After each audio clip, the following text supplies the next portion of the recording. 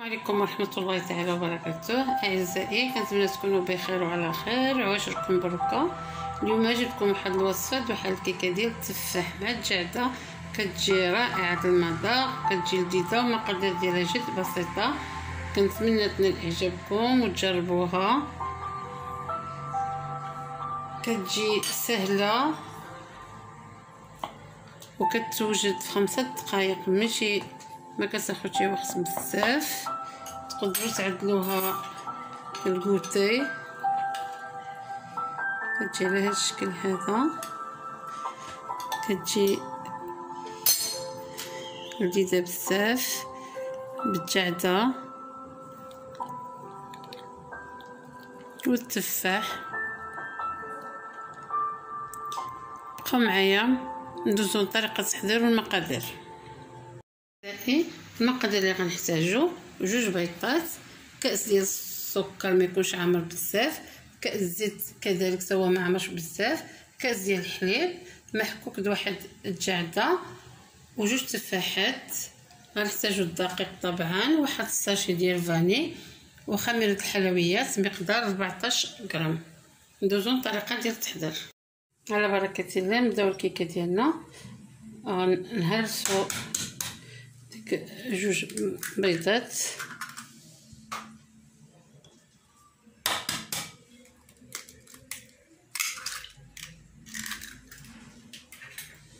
نزيدو ديك الكاس معمر. هاد الكيسان تقريبا كيهزو تقريبا عبر العنبه. غنزيدو الكاس ديال الحليب وغنخلطو.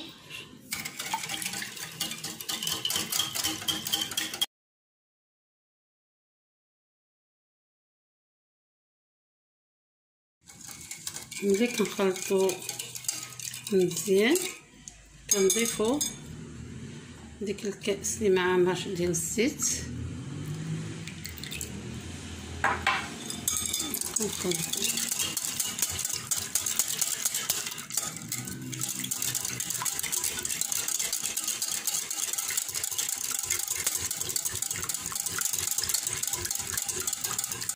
كنضيفو ديك محكوك ديال الجعده وحده، كنخلطو. انا حكيتها بالغليظ باش كتجي باينه، واللي ما بغاش تجي باينه يقدر يحكها بالحكاك رقيق. كنخلطو مزيان وكنضيفو الطحين شويه بشويه.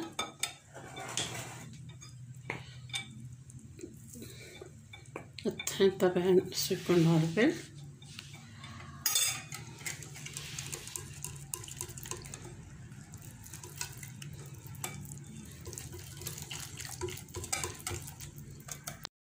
بعد كنضيفو ديك الكيس ديال الفانيلا،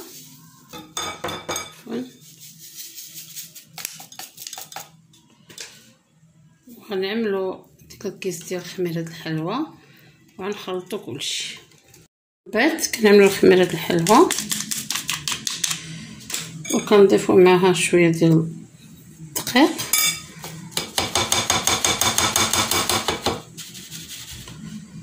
وكنخلطو.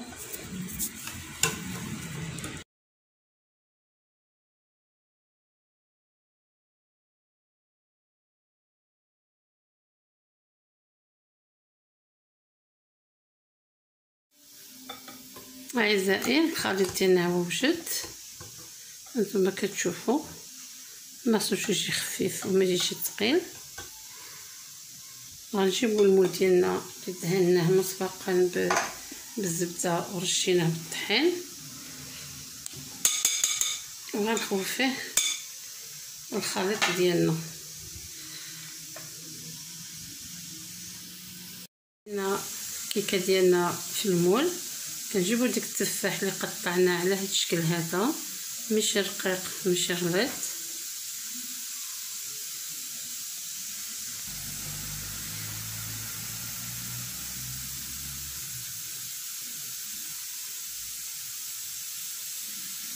كنستمروا في هذه العمليه، كنساليو الكيكه كامله.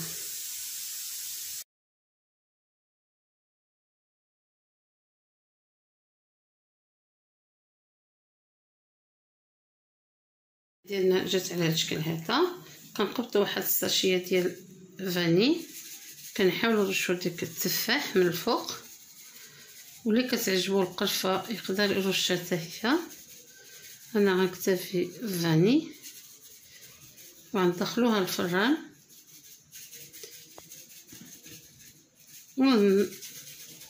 ونتلاقاو من بعد. اعزائي الكيكه ديالنا خرجناها من الفرن، نتوما كتشوفوا كتجي على هذا الشكل هذا. دابا غنمشيو ناخذوا واحد كاس ديال الماء، غنعملوه في واحد الكاسرونه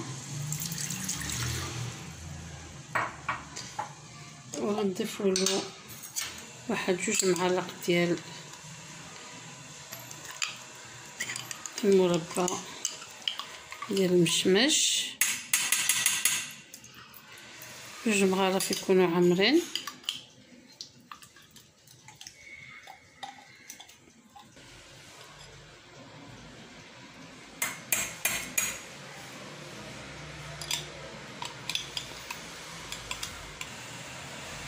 جوج معالق كبار ديال المربى ديال المشماش. كنخلطوا كلشي وكنعملوها في النار فوق العافيه حتى تغلى مزيان، وغنجيو باش نسقيو بها الكيكه ديالنا. ملي غلينا مزيان ديك الماء والمربى، كنجيبوا شي فرشيطه كنحاولوا نرصوها في الكيكه ديالنا ماشي على التفاح باش ما يتقطعش.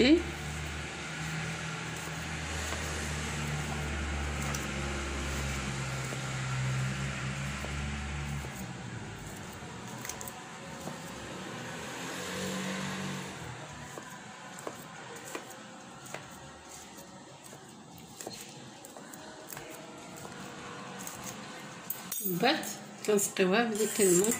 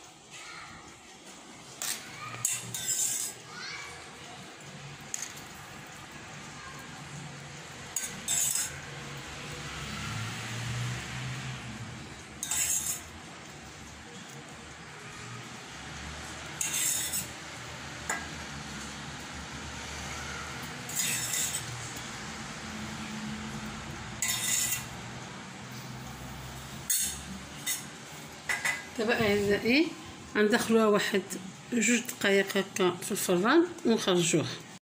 اعزائي الكيكه خرجناها من الفران بعد ديك 2 دقائق. نتوما كتشوفوا داكشي اللي سقينا به كينشف.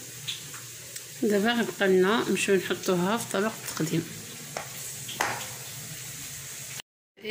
الكيكه ديالنا كتجي على هذا الشكل هذا. في الاخير كنزيدوها شويه د المربى، غير شويه من الفوق. المربى من الاحسن تكون ديك الخفيفه بزاف، المربى الخاصه بالحلويات.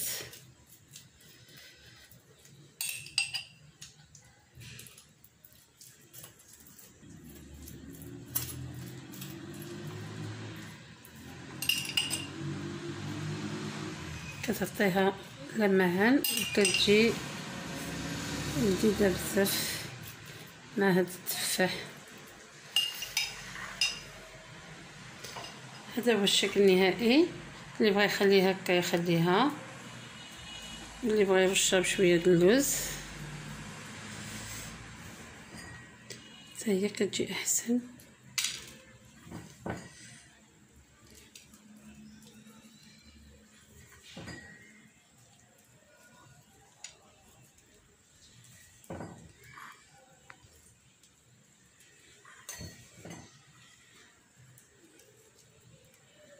هذا هو الشكل النهائي ديال الكيكه ديالنا.